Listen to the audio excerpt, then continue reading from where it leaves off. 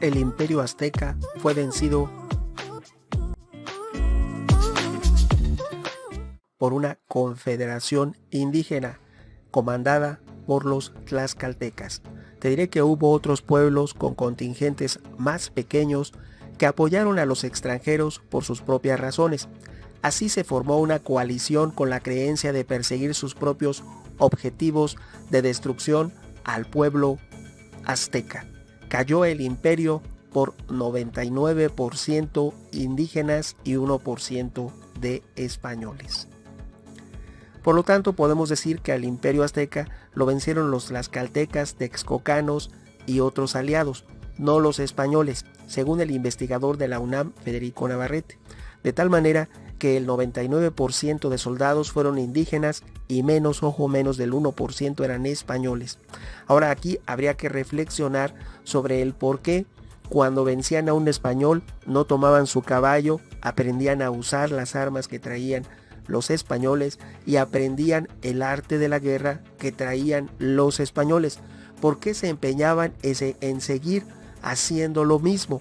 ¿Por qué no perfeccionaban sus formas defensivas o de ataque? El por qué persistían en lo mismo si sabían que no tenían buenos resultados.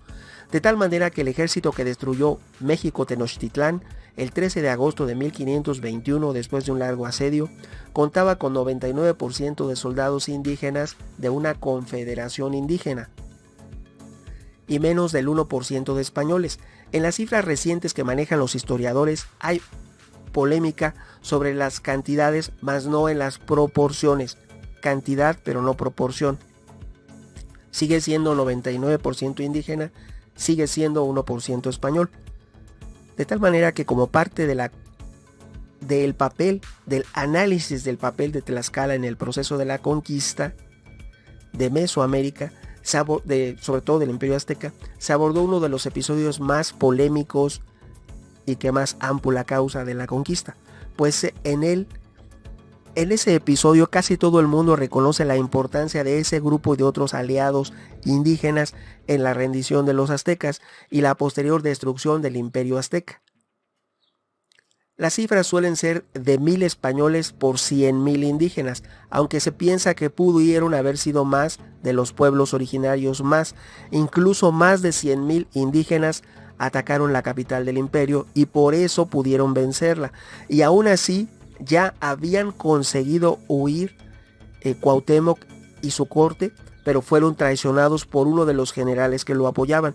Sin esa última traición, pudiese haber sobrevivido en el exilio el imperio azteca. Por lo tanto, fueron vencidos netamente por indígenas, a opinión de investigadores de la UNAM y de otros centros de investigación que coinciden en esa teoría hoy en día. Pese a que no hay consenso en las cifras de combatientes, ojo, no hay consenso, no dicen si fueron únicamente 476 españoles, algunos caballos, bergantines, etc. Pero se precisó que los españoles nunca pasaron de 1,000, porque llegaron refuerzos de la isla de Cuba. Por lo tanto, los españoles nunca pasaron de 1,000 al día de la caída de la Gran Tenochtitlan, al momento en que ocurre. Se reconoce que estas alianzas con los tlaxcaltecas y otros pueblos fueron la clave para vencer a los aztecas. La mayoría de los historiadores aceptan que no podemos hablar de una conquista española hacia México, pues ello significaría pretender que lo hizo el 1% que eran españoles. Se han establecido a lo largo del tiempo prácticas de discriminación y racismo hacia las naciones americanas. Por lo tanto, existe esa discriminación de índole histórico tratando de demeritar el arte y la cultura de Mesoamérica a la llegada de los españoles. Hay sendos programas en sendas cadenas de radio, televisión, redes sociales y medios de comunicación que argumentan teorías tan absurdas como que los extraterrestres construyeron las pirámides de Teotihuacán y los atlantes de Tula, o las pirámides mayas, o habrían ayudado a los aztecas a construir la capital del imperio, la Gran Tenochtitlan, lo cual es demeritar, es una especie de discriminación hacia la ciencia, la cultura y el arte de nuestros antepasados. ¿Por qué? Porque no podemos argumentar teorías sacadas de una manga o sacadas de debajo de la alfombra. Simple y sencillamente no podemos restar honor a quien honor merece. Cada uno de esos pueblos generó esa ciencia y esa técnica y merecen un reconocimiento por ello. Si nos vamos a manera de ejemplo, los egipcios construyeron las pirámides y no les podemos restar ese mérito. Los romanos construyeron el Foro Romano y no les podemos quitar ese mérito. Los mayas construyeron sus pirámides, inventaron el número 0, desconocido en ese momento a nivel mundial, en ese momento histórico. Vamos a aclarar, si en un momento histórico, si en el siglo XV alguien descubre un avance médico, es esa persona quien lo descubrió. Lógicamente ya en el siglo XX todo el mundo comparte esos conocimientos, pero en su momento al primero que se le ocurrió es a quien hay que reconocerle como el inventor de esa ciencia, técnica o arte. Así como se reconoce que los chinos inventaron la pólvora y el papel moneda, incluso la imprenta, antes que Gutenberg, también se debe reconocer que los egipcios construyeron las pirámides, que Teotihuacán fue construida por nuestros antepasados, que la Gran Tenochtitlan fue construida por los aztecas, que las pirámides mayas fueron construidas por ese valiente pueblo maya. Por lo tanto, no hay que restar mérito ni honor a quien honor merece. El relato histórico aceptado nos dice que 500 hombres españoles llegaron a Mesoamérica, convencieron, engañaron y manipularon a los mesoamericanos para conquistarlos. Ya nadie cree ese mito o esa leyenda, pues es históricamente falsa por las cifras reveladas. No fueron 500 españoles, llegaban cerca de los 1000 y además constantemente llegaban de la península Cuba y de Cuba a México. En palabras de bienvenida al encuentro, de estudio y análisis de lo ocurrido, cuando se centran en analizar por qué cayó la Gran Tenochtitlan, se consideran que los tlaxcaltecas fueron desde el principio los aliados más fieles de Hernán Cortés. Algo inexplicable, son los malinches, los tlaxcaltecas son los malinches, el pueblo malinche y traidor, causante de la debacle del mundo mesoamericano a la llegada de Cortés. Fueron los tlaxcaltecas y la malinche. Ahora bien, algo que significaría que fueron aliados sin reparo, lo cual es explicable y entendible hasta cierto punto, pero vamos a aclarar otra situación. Una vez que cae el Imperio Azteca, ¿por qué se dejan dominar por tan pocos españoles? Esa es una explicación que se tiene que encontrar. Además de que puedes consultar el libro de Linares Navarrete llamado Alfabeto del Racismo Mexicano. En él se dice que Tlaxcala es quizás la entidad política más conocida e importante que apoyó a los españoles. Vamos a aclarar una cosa. Antes de que los tlaxcaltecas se aliaran con Hernán Cortés, antes que cayera la Gran Tenochtitlan, 40 años antes, había habido un equilibrio. El Imperio Azteca no se metía con los tlaxcaltecas y los tlaxcaltecas no se metían con el Imperio Azteca. Había un equilibrio geopolítico. Los mexicas, los aztecas no tenían suficiente fuerza para acabar con los tlaxcaltecas y los tlaxcaltecas no contaban con el suficiente poderío para librarse de los aztecas. Ese equilibrio se rompe cuando llega Hernán Cortés con las armas modernas, con acero y pólvora, que fue lo decisivo para completar la conquista. De hecho, las murallas de la ciudad caen por la fuerza de los... tenían unos pequeños cañones que traía Hernán Cortés.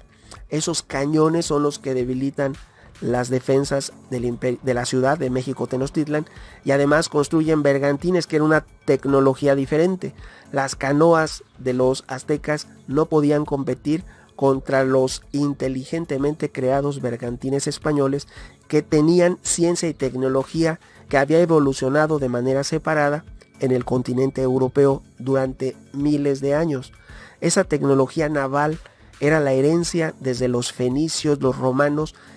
Era una tecnología que se había pulido por miles de años, que tenían los españoles. Su tecnología naval era increíblemente superior a la escasa tecnología naval mexica o azteca.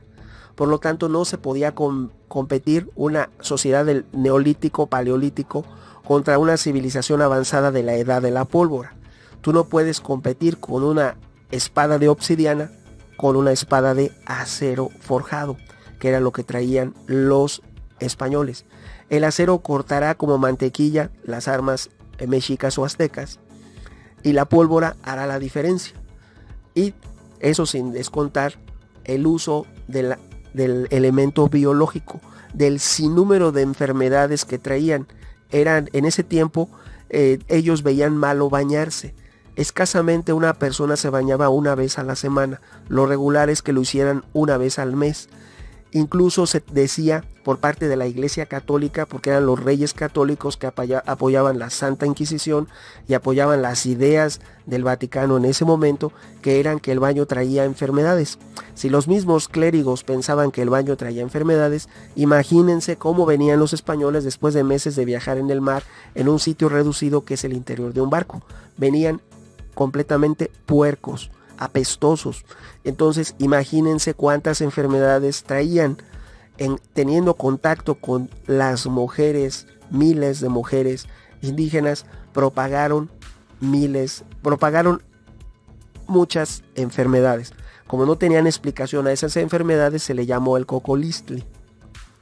Por lo tanto, se expuso que a la llegada de los españoles a Tlaxcala en 1519, los aliados hispanos desde Veracruz les indicaron que fueran a la entidad del centro del país, pues sus habitantes eran enemigos de los mexicas. Los tlaxcaltecas atacaron a los españoles porque eran un pueblo que nunca había renunciado a su independencia, pero en ese momento, al ser vencidos por los españoles, perdieron su independencia y perdieron algo más, su dignidad como pueblo, y se convirtieron en los verdaderos malinches de Mesoamérica. En septiembre de 1519 prosiguió la conquista. Los españoles fueron atacados por los tlaxcaltecas. La guerra duró 1 o 2 semanas porque la diferencia entre la pólvora y las flechas y palos era demasiada.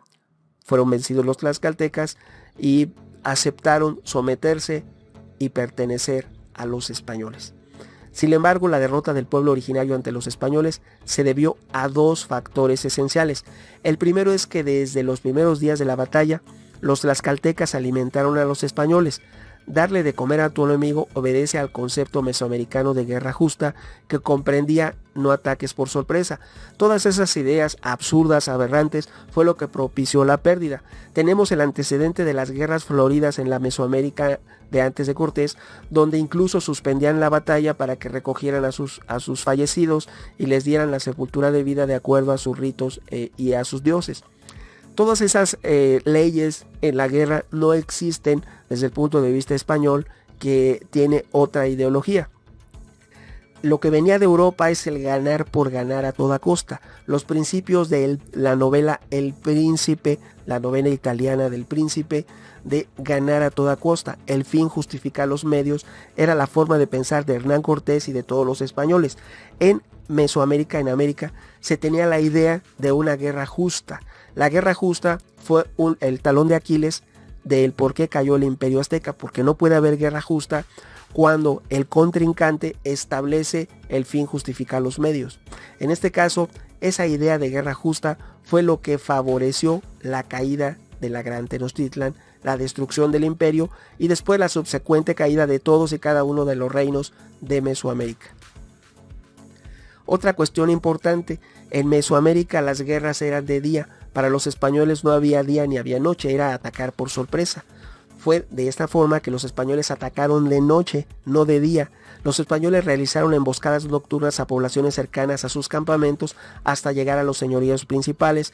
Los tlaxcaltecas se dieron cuenta que los extranjeros tenían una capacidad de violencia nunca antes vista en la tradición absurda y aberrante, y que derrotarlos iba a ser demasiado costoso. Resultaba mucho más conveniente aliarse con ellos y por eso los tlaxcaltecas se aliaron con los españoles. Cortés no les ganó la guerra a los tlaxcaltecas. Los españoles eran 500 y los tlaxcaltecas 20 o 30,000 soldados. Simplemente consideraron los tlaxcaltecas, esa es otra teoría, de que era muy costoso ganar y vencer a Hernán Cortés y era mejor aliarse con él. Y esa idea fue lo que sembró la semilla de lo que después ocurriría.